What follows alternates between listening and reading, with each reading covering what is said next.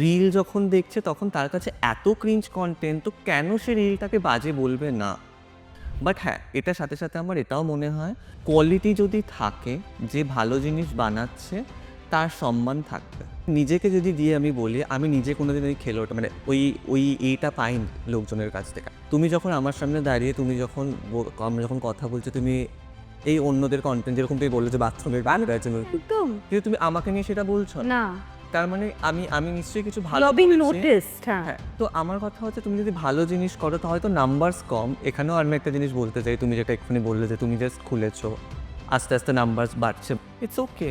আমার মনে হয় যে মানে আমি যদি কোয়ালিটি কাজটা আমার যদি 200 লোকের কাছে পৌঁছাচ্ছে, ইটস বেটার না যে আমি 1000 জনের কাছে বাথরুমের সেলফিটা নাই পৌঁছালো। মানে আমি এরকমও কন্টেন্ট দেখেছি যেখানে মহিলা ক্যামেরা অন করে 500 টাকার একটা বান্ডেল নিয়ে দেখাচ্ছে যে এই যে তোমরা জিজ্ঞেস করছো না ফেসবুক থেকে নেচে নেচে কত টাকা পেয়েছি, এই দেখো এই টাকাটা পেয়েছি, কি করবে কর, আমি আরো নাচবো।